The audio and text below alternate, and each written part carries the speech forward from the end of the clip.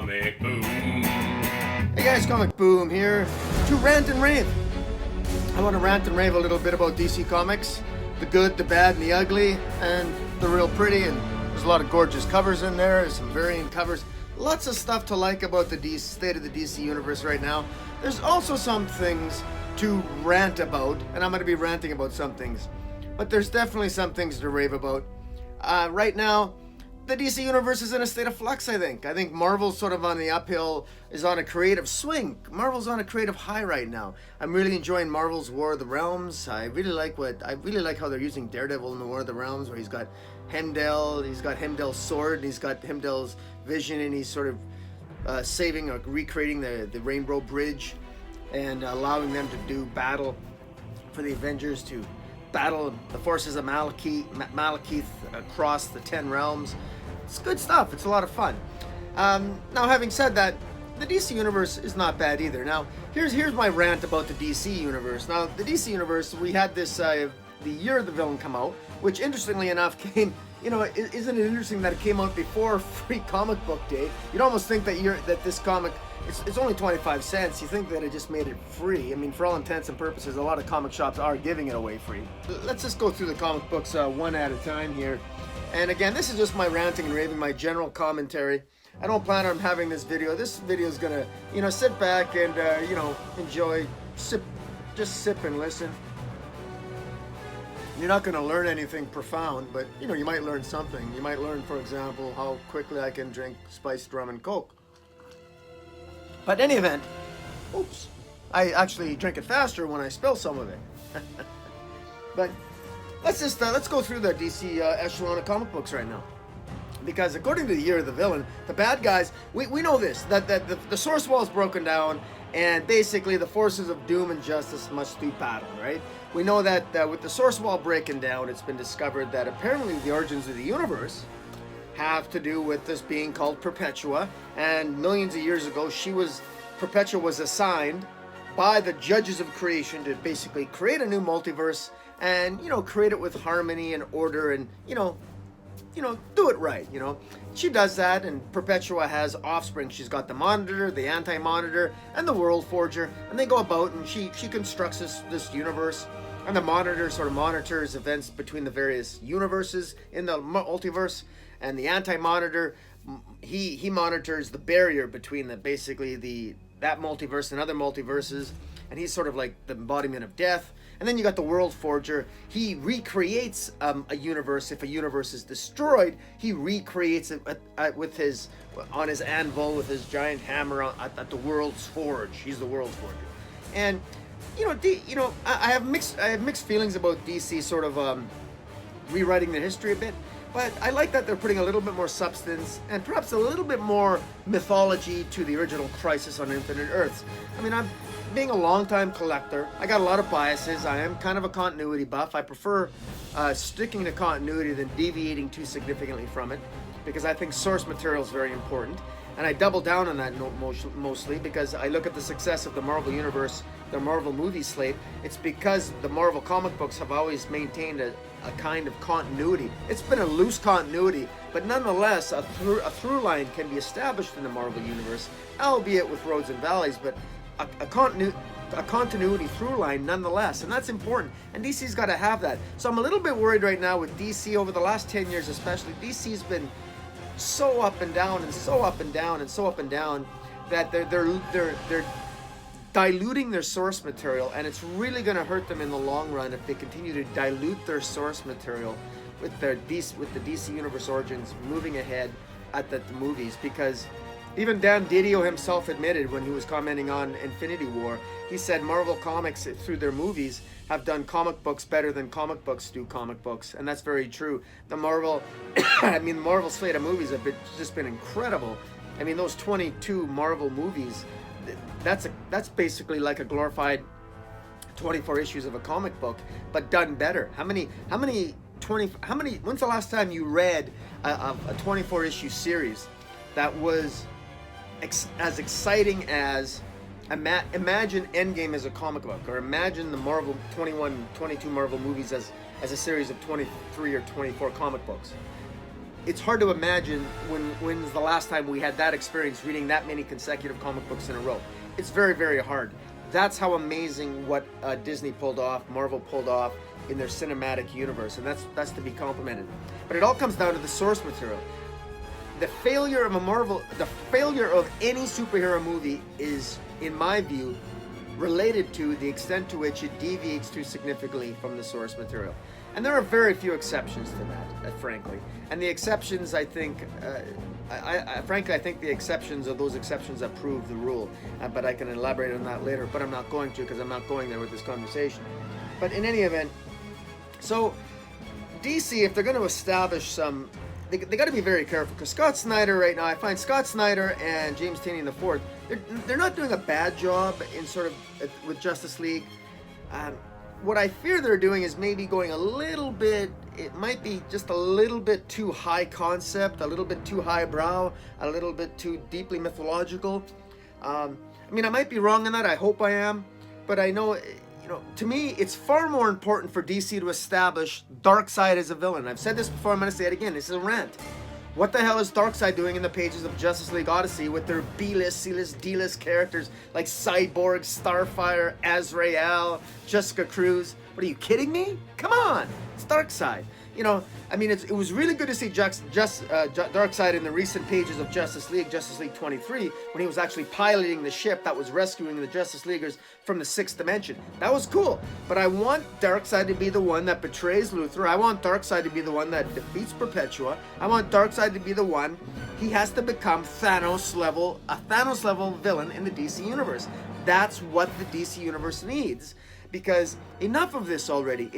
I mean, DC has got to be embarrassed. Warner Brothers, I mean, everyone's sugarcoating this, talking about, well, you know, I love these highbrow people. You know, it's like, well, Man of Steel is still my favorite movie. Get your head out of your ass. It's not your favorite movie, good lord. Did you not see Endgame? Marvel Studios has humiliated Warner Brothers. Disney has humiliated Warner Brothers. And you can point to, look at Aquaman. He made $1 billion. Yeah, whatever. I don't care.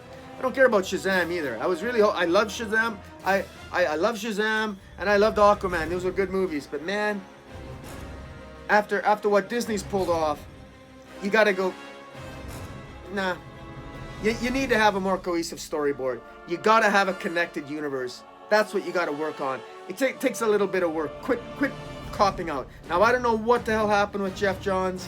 I know, but Geoff Johns was still learning the ropes with Green Lantern, but he was learning the ropes. I don't know what the hell Geoff Johns is doing other than delaying Doomsday Clock. I'm loving Doomsday Clock, but I do know that the DC Universe, Dan DiDio and the editorial at DC Comics, they don't care about Geoff Johns' rebirth anymore, do they?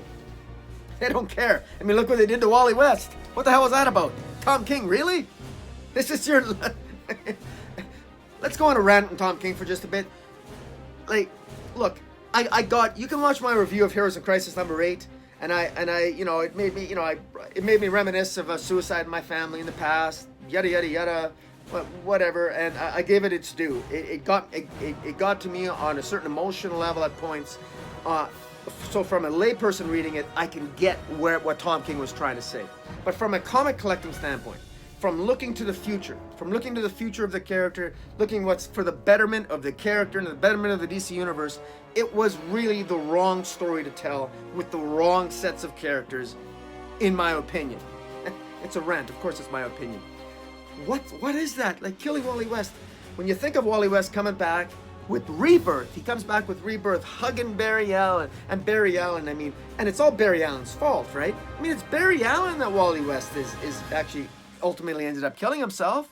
And from a character standpoint, Barry Allen, selfish bastard that he is, creates Flashpoint. It was after Flashpoint that Wally West disappeared, the Wally West family disappeared. It's all Barry's fault. And then what does Barry do when Wally comes back? Doesn't help him look for his family, doesn't really help him look for his kids. Gets into a flash war with him. You know, I mean, what the hell's that about? And now, of course, it's from a character standpoint. If I'm really ranting here and being brutally honest, Joshua Williamson, I mean, I know he's passionate about The Flash, and I know he's writing The Flash Year One that I'm really hoping is going to be good, but his Flash has been just outright awful. I don't like anything about it. Let me clarify that. The only thing I liked about his Flash run is whenever Batman, the crossover with the Button, that was good because it was related to Rebirth, or what we thought was Rebirth, which is now thrown by the wayside. The only other good crossover in the Flash was when it crossed over dealing with Gotham Girl, crossover with Batman. There's something about Joshua Williamson.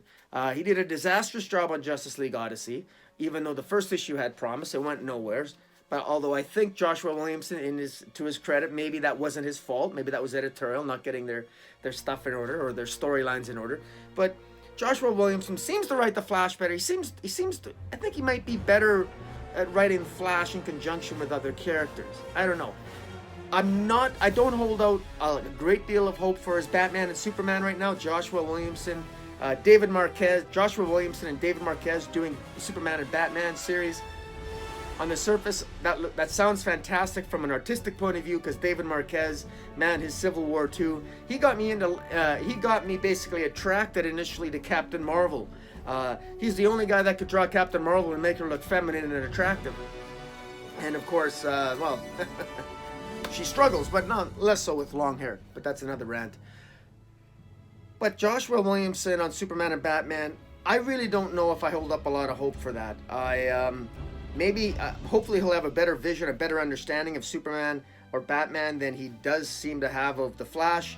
His Barry Allen is really stupid, is not intelligent, can't connect the dots. His storylines are disjointed. They don't connect well. He violates his own in-story continuity. I mean, I'm not even going to give examples because I don't need to. This is a rant, but I could. If you note that the only time I've never reviewed the Flash on my site. The only time I reviewed the Flash when it crossed over into the Button, and it's not bad. When it was related to Flashpoint, and when it's related to things other than what's going on in Barry Allen's actual comic book, it's not the Flash. Barry Allen is a tolerable character. But I've said this before, and I'll say it again. Barry Allen was better off dead.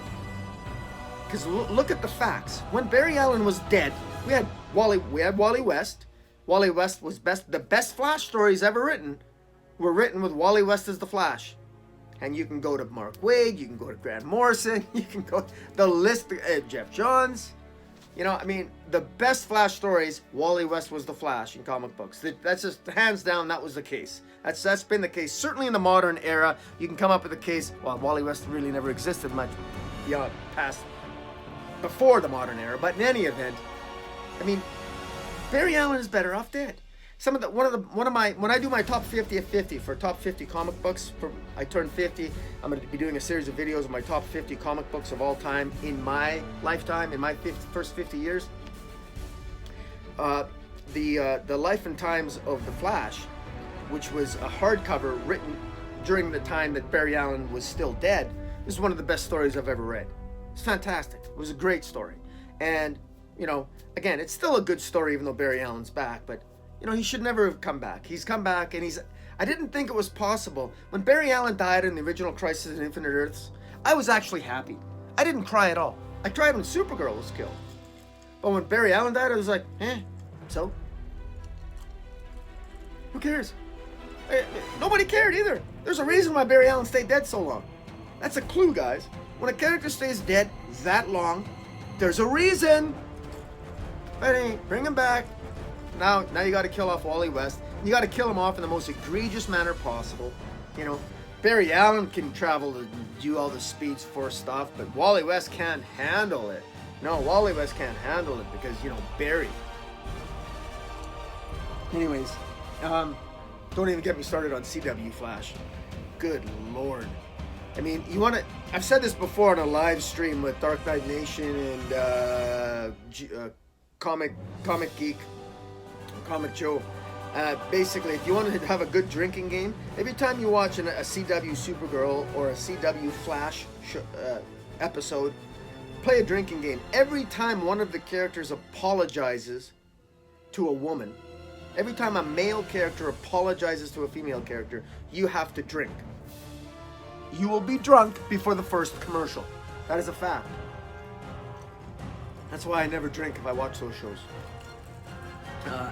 in any event, I get drunk just reading comics anyway. Who am I kidding? But in any event, yeah. So let's back this up now. Let's back this train up to talk about again the DC universe. It needs to get things more in tune with what it needs to become a tighter universe. So having said that, now let's look at Year of the Villain. And with Year of the Villain, we finally got 3 storylines that are coming into play here. Now, it's clear that with the success of Metal, when it's clear that somewhere along the line, they abandoned Rebirth. Despite the tremendous success of that Rebirth one-shot, they abandoned it. And apparently, I was listening to some podcasts of the guys at Weird Science DC. Great guys, listen to their podcast. They got very strong opinions. I don't agree with all of them, but I highly respect them because they're not afraid to say how they feel about things. And they made the observation that apparently through their communications with various people in the industry and on Twitter, etc., that Scott Snyder at one point had clued them in about a year ago that they're not going in the direction of Rebirth. And very clearly, they're going in the direction of Metal. DC Metal is very, very popular, so the DC is going in the direction of Metal. Well, you can't fault somebody for going in the direction of something that works. Metal is a great series, sold a lot of comic books, so you want to go dark. So that's exactly what's been going on. They've been going very, very dark. What's been one of the worst series? What's been one of the worst series of the last 2 years? By far the worst series is Titans. Finally, this series was given a mercy kill. This was a garbage series, Titans. Oh my God. Finally killed it at issue 36. It's about time. I'm not even gonna wrap them. I bag and board my comics. I'm not doing that with Titans. They can sit there and as far as I'm concerned, they can just be rotted away. Terrible series. Remember Titans Hunt? Remember that? Good Lord.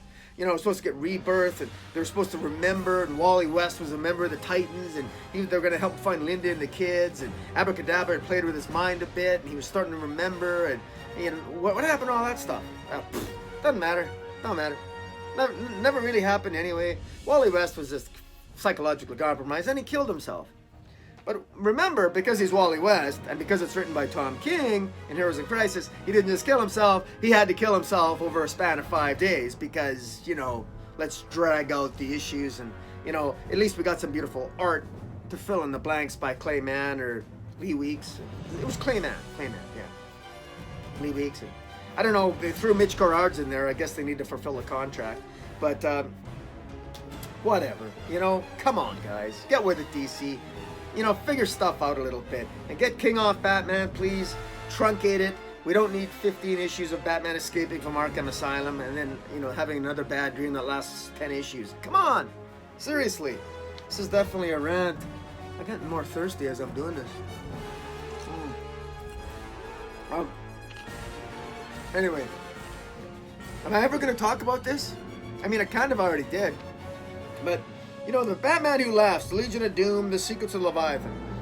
Well, the Batman Who Laughs is actually a good series. That is really good. That's a wonderful self-contained series. It just went to 7 issues now, which is great. It's been extended to an extra issue, and that's because of sales. I mean, it's just been such an enjoyable issue. There's some plot points. I think there's some plot points that Snyder wants to elaborate upon, which is really good. Anyhow, I really like the Batman Who Laughs. I like the idea of Bruce Wayne's from different universes coming into play and being killed by the Batman Who Laughs. This latest issue, which I can't talk about because it doesn't come out till Wednesday, it's really good. You guys will really enjoy it. Let's just say that I really like the direction of Batman Who Laughs, but if I'm brutally honest, Batman Who Laughs is not a character that needs to be in the mainstream DC universe. He should maybe have his own universe all to himself and have his own series of comic books. One of my rants about the DC universe in general is that they have the multiverse and they rarely use it.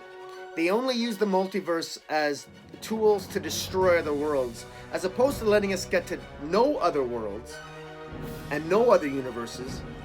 They use those other universes to destroy in order to prop up their main universe. Now, I understand that. That's been done before. Marvel did that with Secret Wars. Heck, they wiped out their entire multiverse just for one primary 616 universe in Secret Wars, more or less. I'm oversimplifying, but you get my point. So I get it, but there's just simply too much to play with here. I think that they need to be more imaginative, and they need to have more ideas. They got to do more ideas like freedom fighters. You know, let's explore different Earths where different adventures are happening. Like with Earth, I think it's Freedom Fighters is on Earth. I don't know, what is that? Earth X, Earth 7. I'll have to look at my Grant Morrison Multiversity again. That's imaginative. That's what they need. But in any event, the Batman Who Laughs needs his own universe, and so he gotta have his own adventures, and he can play and have fun, and we can be treated to great stories from Scott Snyder, and he can do more without being beholden to continuity. That's what they need to do. Now, the Dark Secrets of Leviathan. Well, you know what, Leviathan, I gotta tell you, Steve Epting, I really love Steve Epting. You know, his art's really good. You gotta love Steve Epting's art. But unfortunately, Brian Bendis he just takes too long to tell this story. We're gonna be getting a one-shot special for $9.99 American. Bendis is gonna be telling, it's gonna be, I'm guessing 60, 70 pages long on Leviathan. It's going to be too long. It's already too long. He's had enough issues already. We should know who Leviathan is, and it should be half-assed resolved by now. But it's not that. It's dragging on and on and on. Just to give you a difference between, and this is a rant, but it's my opinion. It's a rant. Take it for what it's worth. Look at Scott Snyder. Scott Snyder is almost apologetic that he's extending the Batman Who Laughs an extra issue, but he's apologetic in a good way, saying, I just have more story I want to tell, guys. It's going to be one more issue, but just bear with. You're going to love it. Like Scott, you don't have to apologize to us, man. You're doing a fantastic job. Batman Who Laughs is great. It's entertaining as hell. The Grim Knight is amazing. You got great ideas. Fantastic. And here we are with it. Now compare that to Bendis. Look at Leviathan, his Superman run between Superman and Action. How many issues has it been right now? Like 18 issues plus so far. Was it 9? I think we're at 10 issues now. 10 issues now on Action. 10 issues now on Superman. And plus you got the 6 issues of Man of Steel. So you've had 26 issues, Bendis. And what's happened? We still don't know nothing about Rogol Zaar unless we're reading the pages of Supergirl. I'm reading Supergirl. I find out more about Rogol Zaar from Supergirl. She's doing more to catch them than Superman is. Finally, I'm going to give you guys a little bit of a spoiler warning here for this coming week. Supergirl finally does catch up with Superman and Superboy, shall we say. And that's hopefully a good thing. The story's going to be moving forward. But it's about time, It's about time. We need more of that stuff. But, it's very slow going. Bendis really needs to pick up the pace. I don't know what's happening editorially, but he's... his other titles like Pearl and what, they're not selling worth crap. No one's buying them, and that's because that's what you reap what you sow. For years, I collected Bendis stuff for years. I collected all his Scarlet. I collected his Powers. I collected his United Shades of America. But I never did when he came to DC. I never collected any of his independent stuff. Because I knew they were all going to be delayed. But guess what? They weren't delayed. He's actually doing that on time. But I figured, too bad. Now it's your time to be punished. I'm not buying your stuff. I went through all those years of buying your stuff despite the delays. I'm not doing it anymore. That's me ranting. That's me being a jerk. But I don't care. Because the reality is, I know I can pick it up for $1 in a dollar bin pretty much everywhere. I've seen them at dollar bins already. Pearl, all that stuff. It's in dollar bins, guys. Check it out. At least it is in my area. But, so yeah, there you go. Rant. But Leviathan. It's got potential. Leviathan's got potential. Where do I think Leviathan's going? Who do I think Leviathan is? I think Leviathan is... I don't care. Nothing's happened to make me care. Why am I supposed to care about Leviathan? We have Batgirl and Green Arrow. Well, Green Arrow has abandoned the Justice League. Green Arrow left in a huff and a puff, and he was all pissed off at the end of his last series, his final issue, which was canceled because nobody was buying it. So now Green Arrow's here, and I guess Bendis just wants to write what he wants. And then with Batgirl, well, Batgirl's Batgirl would never. This suggestion, Leviathan making a proposal to Batgirl. Anyone who knows Batgirl knows she's super. She's not gonna fall for any of that. It's not believable. I don't believe it for a second. I'm not buying any of this stuff. And don't even get me started. You know, while we're on talking about Leviathan, something Bendis is writing, let's talk about what he's doing. Let's talk about Naomi and Young Justice. First, let's talk about Naomi. Who says diversity doesn't sell? Right? Wow. 30,000 print run, issue print run. This is the second printing of the third issue. I mean, I got all the first printings, but I don't understand the hype. It's the writing is okay. It doesn't blow me away. It's decompressed as hell. We're at issue 4 now. Very little has happened. I hope something picks up. But again, it's Bendis. I'm not going to hold my breath. I predict at the 36 issue mark, 37, 40th issue, are we going to get any revelations? I don't know. I just, will she show up in the pages of Young Justice? Not until issue probably 16, 17, 18, issue 24 of Young Justice. What's happening in Young Justice? Nothing. Just more of the same old stuff. Continuity nightmares. Bendis is ignoring continuity. In this latest issue of Young Justice, he's the dialogue's getting better. Tim finally meets up. Tim and Stephanie are back together. Well, that's great. Except now her father's alive. Her father, the Clue Master, is alive, but he's supposed to be dead. She remembers being a Robin, but Stephanie wasn't Robin in this continuity, in Rebirth continuity. She remembers things that she's not supposed to remember. That are depending on your continuity. She can't remember. It's not possible for her to remember all of it because all the continuity can't be all mixed in together. Or is it? I don't know. But it's confusing, and if for a long time reader, it's confusing anyway. And if you're just a new reader coming on board, I can't recommend this series because it's not interesting. It isn't interesting. Nothing is really happening. It's convoluted. It's all over the place. It's beautifully drawn, but it's going nowhere. What Bendis doesn't understand of what made Young Justice a successful print to begin with, when it was written by Mark Waid, is that they're short stories, they're fun, they're funny, emphasis on funny. There's no humor in this. This is just bad writing, boring writing, and even if it's just blah. It's blah. That's why I stopped reviewing it. This is nothing but this is just fuel for a rant. That's all this is. I had enough.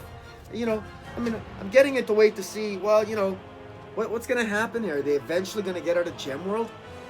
I'm a huge Jonah Hex fan, so I'm more interested in Ginny Hex. I want Ginny Hex to have her own series. Give Ginny Hex to Matt Fraction after he's done writing Jimmy Olsen. That'll be good. But Bendis, man, he just doesn't get it, and I don't have the patience for him. I really don't. Now, a Legion of Doom, Justice League with Scott Snyder and James Tynion IV. That's coming along rather swimmingly. I gotta admit, it's not bad. And Justice League Dark, James Tynion IV, he's done a good job there too. A little bit of a rant here about Justice League Dark. I like it. The idea that somehow that now the master plan is that the Lords of Order, led by Dr. Fate, or rather the Naboo aspect of Dr. Fate, basically they want to lure the other kind in. The other kind were the magical beings that were released when the Source Wall broke down. They want to lure the other kind in, and then they want to basically commit suicide with magic. They want to destroy all magic, and that way the other kind can't feed on magic if magic is destroyed. So that's the master plan. So if I didn't know better, I think Dr. Fate got his master plan from Wally West. Let's just all commit suicide. Let's just all destroy magic. Yes. Let's do that. Is it written by Tom King? No, it's written by James Tynion IV. Yeah. But yeah. So one other rant here. I gotta go. I gotta talk about Wonder Woman. Good Lord. I happen to know what's coming up in Wonder Woman, and I have to say that things improved maybe a little bit, just a tad, but I don't get the whole mythological angle. I want Wonder Woman to take out. I want her to take on Grail. I want her to take on Darkseid. Of course, she did, and that was completely squandered. how embarrassing it was that Darkseid was in the pages of Wonder Woman and basically very little happened. You know, he was rather handily defeated. You know, he had this master plan to convert the Amazons into parademons. And now all of a sudden his master plan is to go and rebirth Apocalypse after Wonder Woman. Why wouldn't he do that first? And how is he doing that? If he doesn't have an army, did he give up that? I guess he gave up trying to find an army. He was going to convert all the Amazons to parademons and then maybe go to the Ghost Sector? I don't know, but the Darkseid is an idiot. Darkseid's very much a moron, and DC right now is trying to make Darkseid more intelligent because, of course, they want to make him to be Thanos level, right? They want to make him to be Thanos level, but I'm telling you, Darkseid's got nothing on Thanos, and it would be nice if maybe DC gave Darkseid a little bit of love and a little bit of intelligence instead of focusing on Lex Luthor. Lex Luthor is not the key badass of the DC universe. That is a fundamental wrong approach. DC's doing it wrong. They need Darkseid to be the big bad, not Lex Luthor. Lex Luthor while he's not a joke, he's just a narcissistic jerk. And him sacrificing his life with Perpetua, gonna be manipulating him, doing whatever, that's interesting, but no, you need Darkseid. Darkseid's the one that's got to step up to the plate. So guys, that's gonna finish it for my rant. Oh, just a quick note here. I know who the Arkham Knight is. I know who the Arkham Knight is, and I didn't guess that. Some people though were very close. Some people were very, very close, very close, and yeah, I'm quite enjoying it. Peter Tomasi is doing a fantastic job. Thank God, Peter Tomasi's saving Batman for me, and so it's a level playing field. Tom King sinks him. Tomasi rises him. At least there's a flat line there where I can still enjoy Batman. Really enjoying the Arkham Knight story so far. I love his portrayal. I love Tomasi's portrayal of Damian, of Batman. His characterizations, he's just spot on. His relation to Alfred. Tomasi just gets these bad characters better than most. Certainly better than Tom King does. Now, one other series that I want to talk about, and again, kudos to Detective Comics. One other series that I do want to talk about is Deceased. I did a review on this. I won't repeat. I won't go too much into it, other than to say that the Elseworlds universe, that's the place to go. That's where they should be going with the Batman Who Laughs. That's what they should be doing more often. You look at all the great DC's critically acclaimed series of late. Nightwing, New Order. You look at Deceased. You can look at even arguably Mr. Miracle. You could almost see that being out of continuity. And there was also the White Knight series. I mean, really, the Elseworld sagas are the ones those are the places they need to go more often, especially now that they're lowering their print runs and they're getting rid of some of their titles. And if they're focusing on their core titles, that's fine, but there's no reason why they can't have more of these 6 and 12 issue series and really explore different facets and universes with their characters placed firmly within them. So guys, that's my rant, and I just want to give a quick shout out to Jimmy Palmiotti and Amanda Connor. I love Painkiller Jane. I picked up they got a Kickstarter campaign on for Painkiller Jane. I encourage you guys to go to it. I'll maybe put the link below. Pick up Painkiller Jane. I'm a huge fan of that. And also I want to give a shout out to Matt Kint, who did Mind Management. This is a great series. He did a Kickstarter on this. It actually comes with its own record. That you play the record. You can play the record forwards and backwards. And it has dialogue in it, and of course, if you don't have a record player like I don't, the audio's online. And as it tells you, the audio tells you when to turn the page, and as you're reading the pages, the audio, the dialogue, and the actors in the audio read along with you. But because what they say is slightly different than what you read, because it's mind management. It plays with your mind a little bit, and it's really, really good. And I encourage people to go and check out that. Again, Mind Management and Painkiller Jane for Kickstarter campaign, guys. Fantastic stuff. So, guys, that's my rant. It's 37 minutes. It might be a little less than that when I'm done editing this. But tell me, give me your random comments below if you think I'm crazy.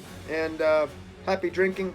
And until this first rant is officially over, and until next time, follow me on Twitter at Metropolis40. Hit the subscribe button. Until next time, Comic Boom out.